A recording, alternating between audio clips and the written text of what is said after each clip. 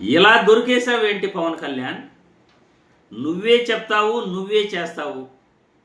మతాల గురించి ప్రభుత్వం జోక్యం చేసుకోకూడదు, ప్రభుత్వంలో ఉన్నవాళ్ళు మతాల గురించి మాట్లాడకూడదు అని అంటావు.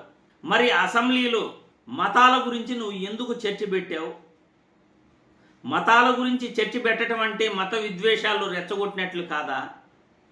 అధికారంలో ఉన్నవాళ్ళు మతాల గురించి మాట్లాడకూడదు అని రాజ్యాంగంలోని ఆర్టికల్తో సహా చెప్పింది నువ్వే కదా అంటూ సోషల్ మీడియాలో పవన్ కళ్యాణ్పై వైరల్ అవుతున్న వీడియోని మీ అందరికీ కూడా చూపించాలి.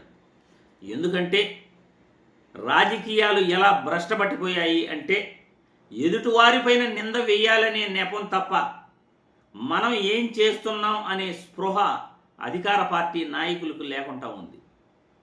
మనమే మాట్లాడతాం, మనమే తప్పు చేస్తాం అనే విధంగా ఈరోజు రాజకీయాలు తయారైపోయాయి.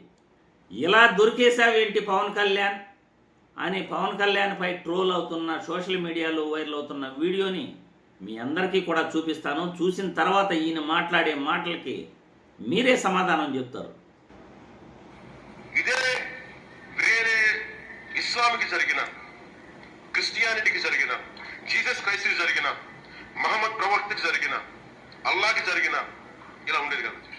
బికాజ్ ఇది హిందువులు కాబట్టి వీళ్ళ కులాలతో ముక్కలుగా అయిపోయి ఉంటారు కాబట్టి హిందువులు తమ మతాలను ఎడాపెడా వీళ్ళు జోకులు వేసుకోగలరు కాబట్టి దీనికి సీరియస్నెస్ లేదు. Before blaming anybody else, every Hindu has to take a responsibility for this.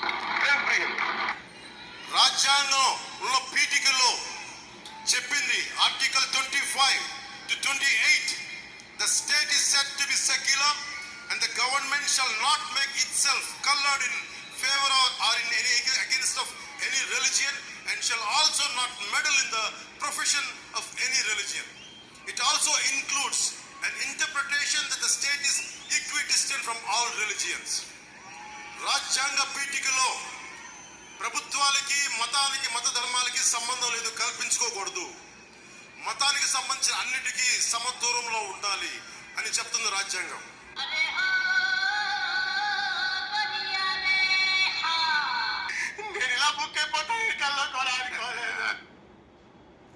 చూశారుగా, రాజ్యాంగం ప్రభుత్వాలకి మతాలకి మధ్య ఏం మాట్లాడకూడదు పవన్ కళ్యాణ్ క్లియర్గా గతంలో చెప్పాడు. మరి ఆయనే అసెంబ్లీలో మాట్లాడుతున్నాడు. ఎందుకు మాట్లాడుతున్నాడు అంటే ఎలాగైనా జగన్మోహన్ రెడ్డి పైన బురద జల్లాలి అనే టార్గెట్ మాత్రమే. జగన్మోహన్ రెడ్డి పైన బురద జల్లాలి, ఆయన పైన క్రిస్టియన్ అనే ముద్ర వేయాలి, ఇదొక్కటే వాళ్ళ టార్గెట్. ఆ టార్గెట్ చేసుకునే తిరుమల లడ్డూలో జంతువులు కొవ్వు కలిసిందన్నారు. మళ్ళీ అసెంబ్లీలో ఎన్డీడీబీ రిపోర్ట్ చదివి సస్పెక్టెడ్ అడల్టరేషన్ అని ఎన్డీడీబీ రిపోర్ట్లో ఉందని వాళ్ళే నిజం చెప్తారు. అంటే సస్పెక్టెడ్ అడల్టరేషన్ అంటే జంతువులు కొవ్వు కలిసినట్ట. హిందువుల మనోభావాలను దెబ్బతీసేది వీళ్ళే, దేవుణ్ణి రాజకీయాలలోకి లాగేది వీళ్ళే, దేవుడి పైన విష ప్రచారం చేసేది వీళ్ళే. విష ప్రచారం చేస్తూ జగన్మోహన్ రెడ్డిని టార్గెట్ చేస్తారు, జగన్మోహన్ రెడ్డి పైన వేలెత్తి చూపిస్తారు, వైఎస్ఆర్ కాంగ్రెస్ పార్టీ పైన వేలెత్తి చూపిస్తారు. ఏందయ్యా పవన్ కళ్యాణ్, ఇలా చేసావేంటయ్యా? నువ్వే మాట్లాడతావు, నువ్వే దొరికిపోతావు.